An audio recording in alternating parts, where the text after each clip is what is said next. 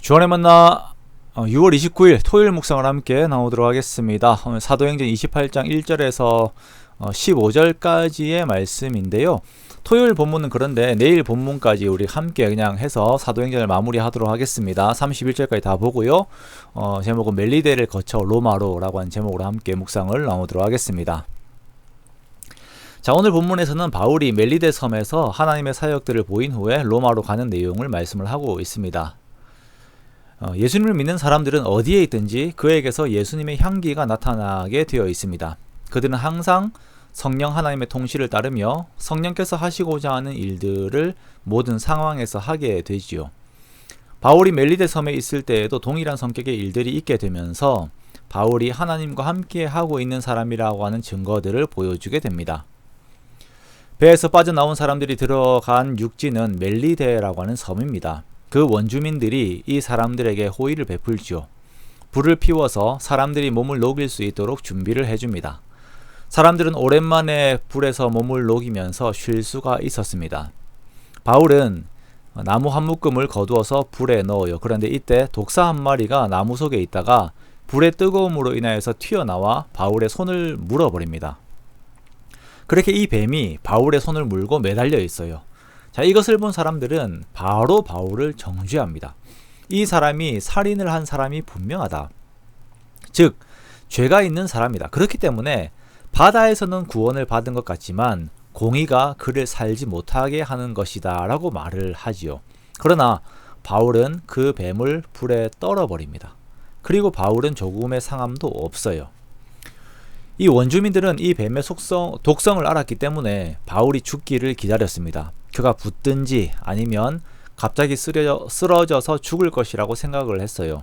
그러나 계속 기다려도 바울에게 아무런 이상이 없는 것을 보고 오히려 바울을 신으로 생각을 하지요.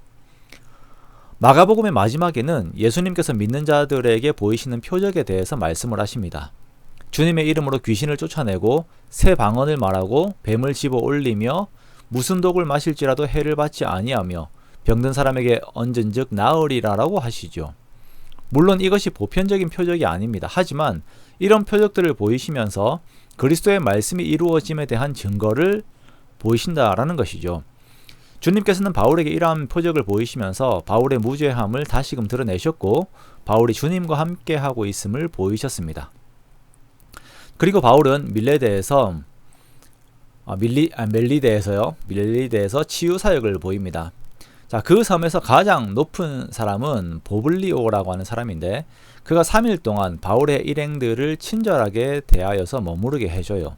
그런데 이 보블리오의 부친이 열병과 이질이 걸려서 누워 있습니다. 바울은 들어가서 이 남자를 위하여서 기도하고 안수하여 고침을 받게 해요. 그리고 섬에 많은 사람들이 또한 와서 병들의 고침들을 받고 후한 대접들을 하고 떠날 때에도 많은 쓸 것들을 이 배에 실어주지요. 예수님께서 하신 말씀들이 또한 그대로 이루어집니다. 병든 사람에게 손을 얹은즉 나으리라. 이 말씀을 그대로 믿는 바울에게 나타나는 귀한 일들이 바울과 섬 사람들과 또한 바울의 일행들에게도 함께 유익을 주고 있는 모습을 우리가 보고 있는 것입니다.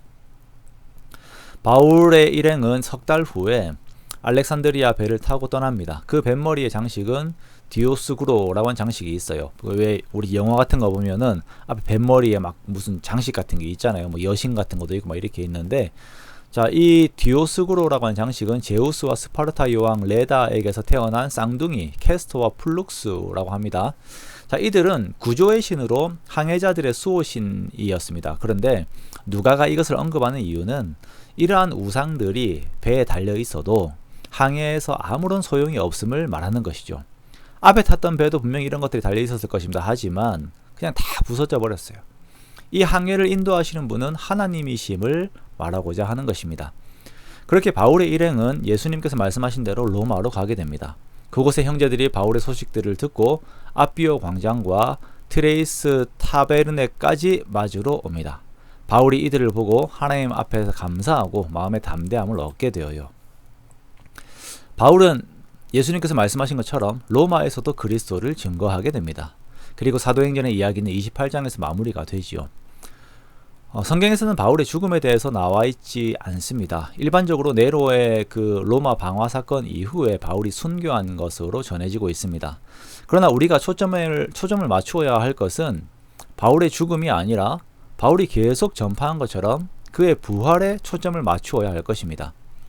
바울은 순교를 바라보며 달려간 사람이 아니라 부활을 바라보며 달려간 사람이었고, 평생 그리스도의 부활을 증거하며 그리고 자신의 부활을, 그리스도인의 부활을 증거하며 살았습니다.